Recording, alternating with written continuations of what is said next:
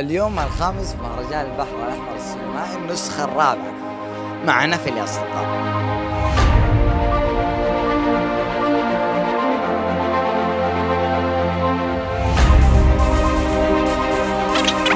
طبعا هم كذا حقين الأفلام يبدو لك إنهم كئيبين، بس الموضوع كله كذا.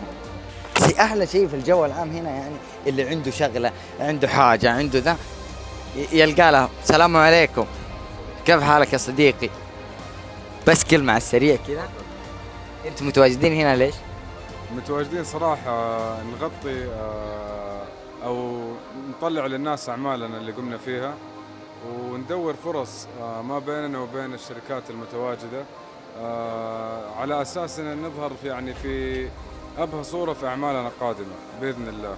يعني الكل هنا في مجال جديد وأغلب الشركات ناشئة، فحابين أن نتعاون إن شاء الله لنخرج مخرجات ترضي المشاهد بإذن الله وترضي الجمهور السعودي كامل إن شاء الله. يا حبيبي أنت اللي في أبهى صورة، والاسترسال هذا بحد ذاته أقسم بالله لو عندي درجات أعطيك 10 من 10. شكرا لك.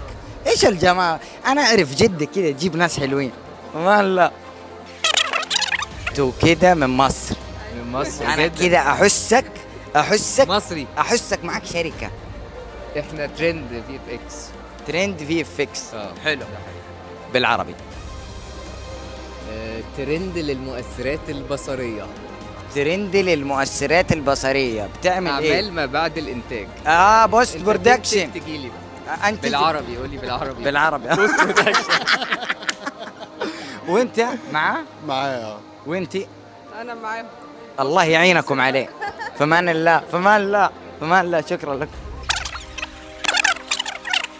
أنا طبعا يا أصدقاء حلم أي واحد إنه يصير في MBC أكاديمي، بالذات حق MBC تالنت. يعني الوضع هنا للموهوبين. الشركات هنا برودكشن، بوست برودكشن، إنتاج، ما بعد تلاقي ممثلين، تنصدم تلاقي ممثل طلع عنده شركة إنتاج. الكل يجي هنا يضبط علاقاته. فأنت مهتم بالمجال، مو معقول إنك تقعد في البيت تحسب إن الوضع إيش. لا. معذبنا عمر حبيبي كلمة كذا عن تواجد شركة نفل في مهرجان البحر الأحمر. أول شيء السلام عليكم، حياكم الله مع شركة نفل. هذه أول تغطية لنا إن شاء الله في مهرجان البحر الأحمر، وحتلاقونا بإذن الله في مهرجانات أخرى. انتظروا الجديد في الإنتاج الإعلامي من شركة نفل. اليوم جات مبادرات كثيرة مع مجموعة من الشركات والهيئات الحكومية، بإذن الله حيعلن عنها خلال 15 يوم الجاية. مع بداية السنة الجديدة حتكون البداية الجديدة لنفل. الأخ سعودي؟ اي نعم طبعا. هنا يا اخوان الاجانب، بس احنا ما نقدر نتكلم مع الاجانب اجنبي.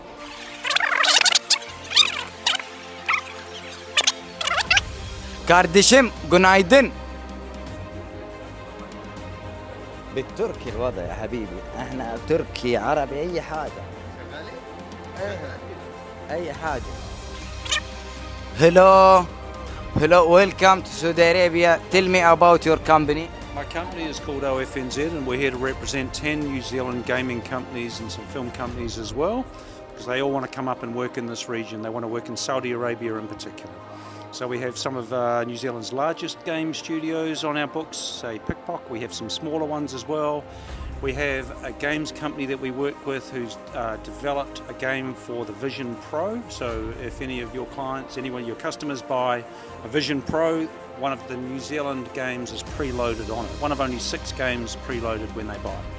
We are having a wonderful time at this expo at the Red Souk. We have been made to feel incredibly welcome by Saudi Arabia and by the local people, obviously here in Jeddah.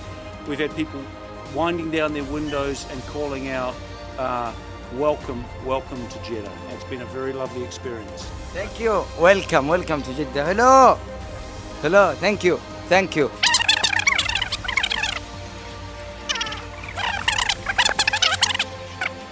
اللبنانيين هم كذا، يعني مو زينا كذا يستحون، يقول لك اوكي لا، بتقول لك لا ما بدي يا عمي، يعني عادي. Hello, first of all tell us about your name and